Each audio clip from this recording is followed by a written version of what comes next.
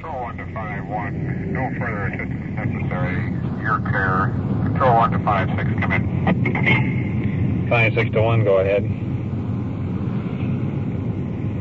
Control 1 to 5-6. We have no listing in our log.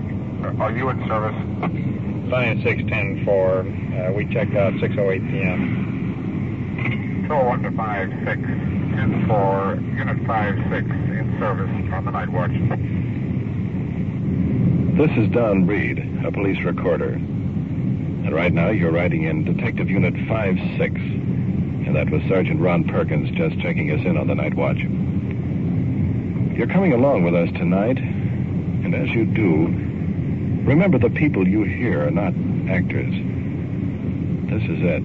This is real. This is Nightwatch.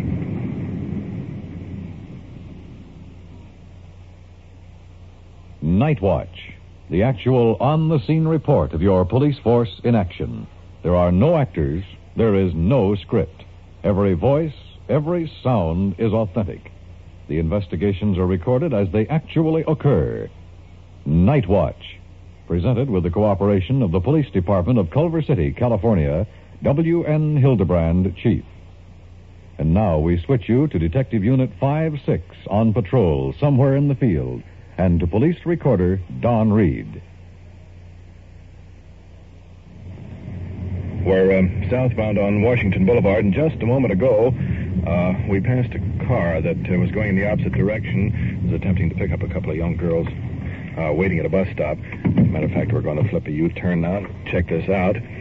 Just waiting for a spot in the traffic. We've had a couple of serious cases here in the area involving men attempting to pick up women on the streets, so the police units in the area have been alerted.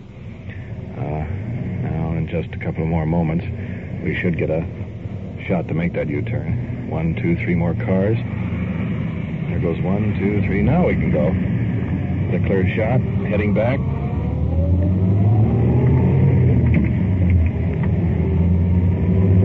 And looking directly ahead, the two girls are getting into the car. Sort of looks like a pickup. Anyway, we'll pull up alongside and make sure that everything's okay. For the moment, we're sort of slowed down now and caught in some more traffic here. Trying to keep an eye on that car ahead. One male occupant is raising up in the seat. Apparently, we've been spotted for a police unit. Now they've cut off their lights and they're swerving into a side street. In fact, the fact that they turned their lights off and ducked down a side street indicates they probably have something to hide. There goes off our lights. Running in the dark. Now that could be their car off there on the left-hand side. Has the same bright type of finish. Now there goes on our spotlight. Shining into the car. 2 male occupants. 1 girl in the back seat. Let's have a look. Drivers getting out of the car. Police officers, fella. How come you tried to duck from us?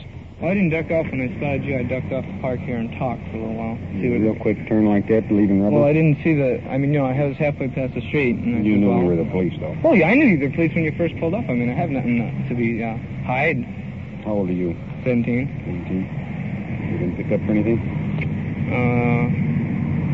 About 2-3 years ago. For what? Crashing parties. And... What are the girls' names? I don't know. I don't remember their names. You want to draw the attention of a police officer fast, do just what you did. Well, I wasn't trying to draw the attentions of you. Let's not kid ourselves. Well, I mean, I didn't try and draw the attention. All right, what did you stop here for? To talk for a few minutes. Man, you got a lot to learn. A lot. Moving over to our radio unit for a moment. 5-6 to 1. Do you have a juvenile unit available? Control 1 to 5-6-10-4. Do you want a juvenile unit to meet you? 10-4. Location Denton, 1 block south of Jefferson. Control 1 to 5-6. Stand by 52J, meet unit 56. Oh, we just put in a call for a juvenile unit to meet us. They'll be along in just a few moments. Let's move over to the other car now and talk to the young girls picked up a few moments ago. Here they are, both young, pretty, nervous, crouched in the back seat. How old are you? 16. How old are you? 16. You know either one of the boys? No. You just get in the car with two strange boys? Have you ever been to the county morgue? Have you ever seen what happens to girls when they get picked up by strangers? No. You're taking an awful chance. Now, you both look like pretty nice girls. I'd hate to go down here and find you in a vacant lot. Where were you going? Home. And you let these fellows talk you into getting in the car? Yes. I think you're very foolish.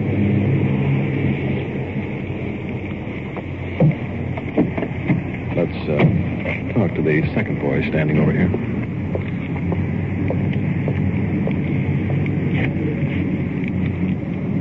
You ever been arrested? No. Nothing at all? No. I run a record check. I'm not going to find anything, huh? Nothing. If I run a record check and find something, then you're going to jail. I ain't got no record. Hey, I'm just telling you, just giving you a fair warning. Archie, you want to keep your eye on him? We're going to check the car out. Over to the car. The girl's still huddled in the back seat. Just a bit frightened at the moment. Throwing the light around. There's an empty beer can, a couple of old coats, a pair of greasy gloves. Hey, check this. Lead pipe about 18 inches long. Yeah. There it is. One end. And very conveniently placed right next to the driver's seat. Let's go talk to him. Yeah, pretty dangerous weapon. That's been in there for so many months. It's come with the car and I never just decided What to is pick it? him up. You got me what it is. You carry it in a very handy position, right? This is what we consider a deadly weapon. Carrying of it's illegal. Oh, I mean, Jesus, it's just a bar. I mean, That's right, it's just a bar. You have no reason to carry it. It's nothing in, no part of your That's car. right. I don't have no reason to carry it, but I mean, That's right. I had all sorts of stuff in the trunk. This is what you had in the trunk, and this is what you had right alongside the driver's Yeah, I seat. know. An iron bar I know. makes a heck of a good deadly weapon. Two girls leaning out of the window, eyes glued on this piece of pipe. You ever been hit over the head with an iron bar? No. It's a good deadly weapon. Hurts. Whatever he wanted, if you didn't want to give it to him, well, he probably would have taken it by force. They're going to see if the juvenile car is having trouble finding us. Right. Well, how do you girls feel about it now? Scared? Cold? No. Do you always shake when you're not cold? No, just when I'm scared. There's nothing to be scared of now. The juvenile car just moved in here. Let's get over there. Jim, you want to take these fellows on in and run a record check on them? If they check out okay, why make some FI cards. And, by the way, take this pipe in with you. They won't need it anymore. Let's get in the car, fellas. That FI card, referred to, means field interrogation card. It's held in file for reference in case the two subjects are not formally booked. Let's get back to our girls again. I suggest you girls get in the police car. We'll run you on home. Will you? Okay? Thanks a lot. All right? I would have put the right arm. The two very pretty youngsters are going to ride in the back seat with us. So next stop, home.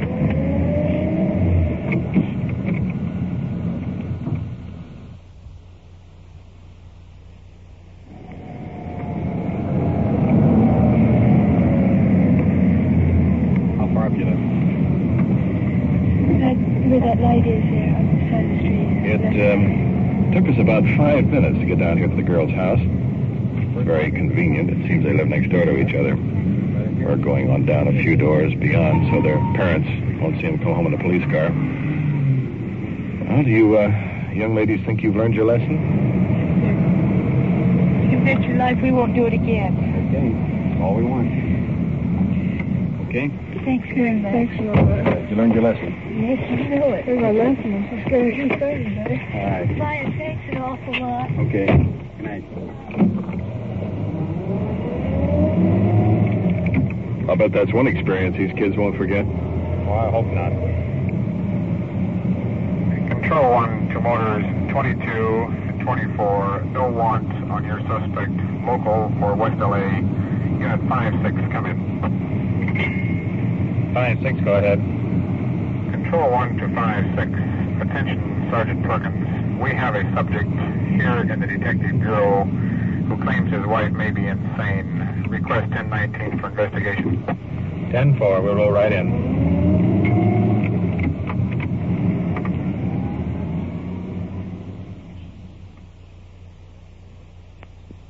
You are listening to Nightwatch and following the activities of Detective Unit 5-6 on its tour of duty. Remember, the people and sounds you are hearing are real, and the investigations are recorded in the field as they actually occur. We'll bring you the final results of tonight's action at the conclusion of Nightwatch. And now we switch you back to police headquarters where the crew of Detective Unit 5-6 is conducting an investigation, and police recorder Donn Reed. I also went to General Hospital to see to have it permitted there. I did that 2 years ago. This is the Detective Bureau. 3 neighbors have to sign. And across the desk, a man, early 40s, nervously chain-smoking cigarettes. Claims his wife may be possibly mentally ill, threatening their children. Let's get the rest of the information. I'm not a violent man. I mean, I don't drink. She says I drink, I gamble, I have a gun, I have a knife, but I don't have these things. But we can't go on like this anymore, my wife and me. How old are your children? One will be 4 next month, one is 2 and 8 months, and then a little baby 3.5 months old. I never heard a woman talk with a cheap tongue. You won't believe me if you talk to her. She's a good-looking girl, and then she can be the most dignified thing you have ever seen in your life. More dignified than me. I'm a nervous wreck. I don't know what I'm coming about in the past 2 or 3 years. Now, I had 2 jobs. I would be out as much as possible. She says, well, your job is home here, helping me with the kids. So I gave one up and I helped her with the kids, and I washed diapers. So she says, well, you were just washing the diapers to show off to the neighbors that you were a good man. I have 7 newspaper clippings where a woman her age have killed 2 or 3 children. Then it's too late to come and ask you for help. Now there is a chance to talk to people because someday she's going to do something violent. Maybe I aggravate her, I suppose. I'm an old slob, that she called me 1,000 times. And every time I give her the paycheck, she would go and buy $1 or $2 worth of toys. If it wasn't for the kids, well, I would say to the devil with her. She says, if you don't do what I tell you, I'll drop this baby. She held it like this, but I don't mind telling you, I fell on my knees because I got... I says, tell me what you want. You want this money? What do you want? What is it you want? She says, don't you be like that to me. And then she put the baby down. And whenever she hits, she always holds the baby on the hand. Now, for the protection of the children is really the main thing that I came into. Are you still in love with your wife? Yes, I'm afraid I am. How old is your wife? 30. 30. And I'm 44. In other words, you are still vitally interested in her welfare. Yes, despite the arguments in the background. I wouldn't be happy otherwise. And you also are... I would never leave her without sending money because I wouldn't be happy with $2 in my pocket if I didn't send one to her. I see. Do you think that your wife is mentally unbalanced? That is a question that is mighty hard. I think she is at times. Have you ever discussed that with her at all? Yes, she says it's me that is insane. Have you ever asked her if she would be willing to talk to a psychiatrist or a doctor? What did she say? She says I should go. I says I will go. I'll go first. And however, nobody would know what she is like. I couldn't describe it to you. You wouldn't believe it, how violent, how I don't know. Let's recap it just a little bit so that we know exactly what the story is. We're not interested in the past too much because it's a civil nature. We're interested right now in the welfare and safety of both you, your wife, and the children. Well, that's good. And we want to be sure that nothing happens to any one of you. So right now, as I understand it, your problem is that you had an argument with your wife tonight and you left the house in order to prevent any... Well, she was in bed. She didn't get up. Right. She says, you go and sleep somewhere else. I says, okay, I will. But anyway, what I'm driving at, you did leave. Yeah. And she said she would call the police. That's why I came. Now, I thought you thought it was best to come down and explain the situation to us because you feel that she's going to call us and possibly complain against you. Yeah. See, if I could sit down and talk to her, but you can't do that either. She would not sit down. She said, here's what I thought we would do. We will go down and talk to her. That's good. And she will give you a different story. We'll have her story. Yeah. And the part of the divorce or you're living together, that is strictly between the two of you in a civil case. Your own attorneys will have to handle that part of it. Yeah. But as far as the children are concerned or the possibility of any violence, that's where we will step in and help in any way we can. Well, that's all right with me. So if it's agreeable to you, we'll go down and have a talk with her. Good. And then we'll contact you a little later on, and we can tell you what she had to say, and we can see if we can't work it out to some type of satisfaction to all of the concerned. It's funny how things can change. In New York City, I never needed money, and of course, they say money. It isn't always that that wakes up at home for me. Well, but something that side of the story pretty much speaks for itself. Now we'll move out to our radio car and check into the home and get the wife's side of the picture. The gentleman will wait back here at the station for us. And oddly enough, there's no way to anticipate what type of reception we'll get. I've seen some that should be violent and turned out to be nothing. And then there's others that should be nothing and turned out to be quite a hassle. Well, we'll know very shortly.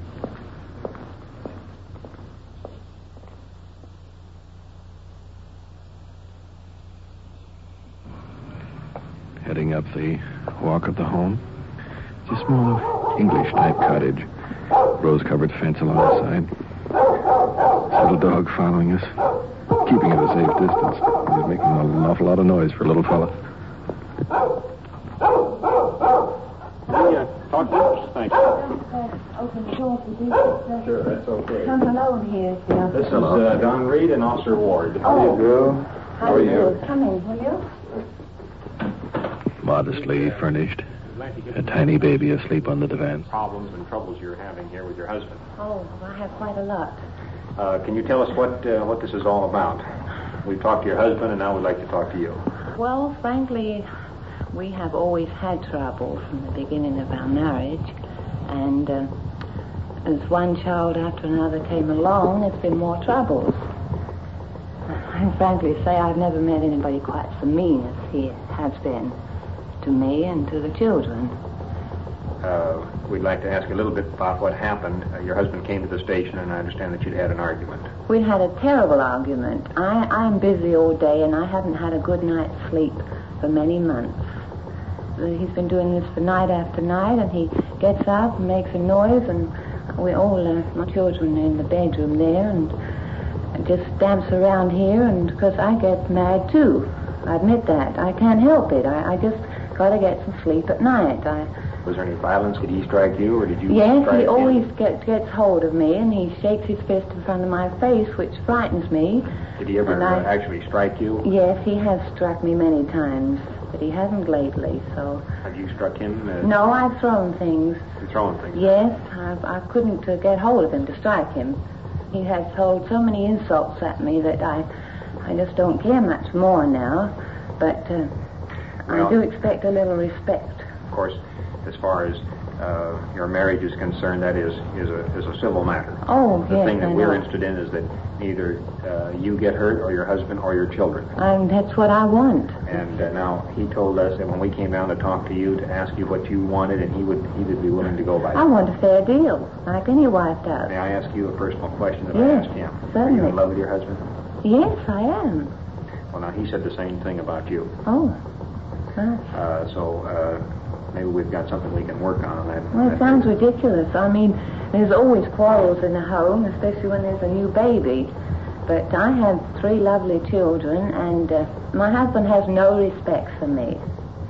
And without that, a marriage cannot live. I can't have respect for him because he treads all over me. And if I was a woman with money, he would treat me a lot differently. But this business, he doesn't like to give me any money at all for my own little personal needs. But still, this business of asking him for $1 or so, it's just what it shouldn't be in a marriage. I've told him he should leave he has a right to leave some money in the house at all times. And he doesn't agree on that. He says it's safe with me. Well, how about the children? Are they being affected by all this? I'd say the boy is, definitely. How old is the boy? He's nearly 4. He's getting older, and he realizes it. I'm with them all the time, and any little toys they need or anything is out of the question. And of course, you realize children need some toys. We had help from Salvation Army and the veterans. At Christmas time, we've always had charity. And that's another thing. My husband loves to take charity. The more he can take, the more he likes it. I don't agree on that. I say in emergency, yes, but for this business, if I was to buy him a little toy, if he gives me a couple of dollars, I like to buy him a little thing each. Then starts a big quarrel. So I don't exactly know who could help us that way. I mean, thousands of homes have that same trouble. I think one of the first things, if you're sincere in trying to patch things up and make a workable... He says I'm useless. Well... I'm useless because I don't have any money and I don't have a job. A woman can only do her best under certain circumstances. Are you willing for us to help you work this out? Wow, I would be very grateful for anybody who could. Your husband has expressed the same opinion, and we thought possibly, although it's actually not a criminal matter, other than possibly the children are being affected, we certainly Well, are of course very... they will, and the older they get, the more affected to it they get. They're sensitive to atmospheres.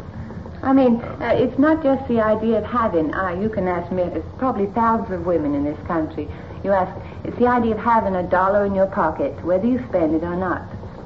And nobody likes to walk around without anything in their pocket. Is your husband working now? Yes, he doesn't earn very much. He's worked at job after job, I think, because for his age, he's in the 40s, it's rather awkward if a man doesn't have a steady career. I mean, it's just he can't seem to get into a really good job. You're not working, are you? No, I would gladly go to work, but I don't intend to work to keep him. Mm-hmm. Well, I'll tell you, I'd like to go back and talk to your husband. In the meantime, what we're most anxious is that you don't get hurt and that he isn't hurt and that the children aren't hurt. No, well, I think it's best if we keep on a state of politeness and civility to each other. I can't stand it. I mean, I and he can't. Okay. Nobody can stand constant bickering. Would you want him to come back and to the home tonight? I don't mind a bit. This is his home. He says nothing here is mine, but I say it's equally belongs to both of us. Well, I'll tell you, we'll go up and talk to your husband and explain what you told us and see if we can't smooth relations a little bit. And then in the next few days, you care to, come on down, both of you, and we'll talk the whole thing over. Well, that's very nice of you. This is an unexpected visit. Well, we're anxious to help you if we possibly can. That's why we came down to see you. Well, that's awfully nice. It's just a point, if a man is going to look down on a woman, there's nothing to work on there. Well, we'll see what we can do. Maybe we can work the whole thing out. Right. Well, it's nice to talk to you, gentlemen. Thank you. And forgive me for not letting you in at once. That's perfectly all right. Good night. Good night.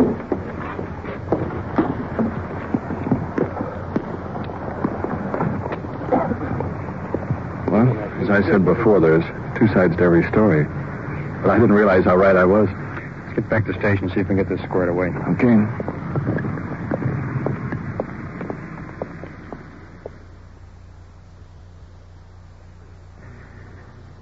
We've been back here to headquarters for better than an hour. And just a moment ago, we finished playing the recording of the wife's statements made in the house. The husband, sitting in front of me, hung on to every word she said, sort of ran the gamut of emotions, as it were. Let's see how he feels about the situation now. I think that's marvelous. I mean, isn't it amazing? When I sit and listen to this statement, I wish I knew a way that I could be better. If it's all my fault, I want to learn. Well, now, can I give you some suggestions? Yeah, you sure can. You heard the tape recording of your wife. Yeah. You told me that you loved her. You heard the tape recording, and she said that she loved you. Now, you've got three very nice children. Yeah. And that is one of the most important things to remember. Right. Now, she has agreed to come in here and talk to the juvenile authorities. Good. And we would like to have both of you come in this week. And we can give you some recommendations as to who to see. Yeah. And possibly the fact that you both love each other, you both are interested in your children, that this thing can work out. I think it can. Yeah. So, shall I? Now, she said that she would like to have you go home there tonight. Yeah. Well, I think you gentlemen ought to be blessed for that, because you have given your time where you didn't have to give it, and I certainly appreciate it, Sergeant Perkins, and you, Mr. Donn Reed, because someday, I don't know if you'll ever get through anything like this, it really kills a man. What you have just heard is real. The investigation was recorded as it actually occurred. And now, back to Police Headquarters and Chief W.N. Hidebrande. Tonight's first case of the two boys picking up girls on the street resulted in their being brought into the station for questioning because of the deadly weapon found in their car. Both boys were cited into juvenile hearing and placed on probation for a period of 6 months. In the final case of the man who requested an investigation of his home conditions, after listening to the recorded statement of his wife, I am advised a reconciliation took place. In the normal conception of police work, to many this case may seem unimportant. To this man, who had no one to turn to, this was a key moment in his life. However, this type of police work done by your law enforcement officers is seldom related or publicized in the newspapers, like the long hours of stakeouts that fail to materialize, the miles of legwork for a single clue. These are a few of the many problems seldom realized by the average citizen. To help bring about this understanding is the reason for Nightwatch. Thank you, Chief Hidebrande. You have been following the on-the-scene reports of your police force in action. Every voice, every sound has been real. Nightwatch, brought to you through the cooperation of the Police Department of Culver City, California, is produced by Sterling Tracy and Jim Hedlock, with technical advice by Sergeant Ron Perkins, and is described in the field by Police Recorder Donn Reed.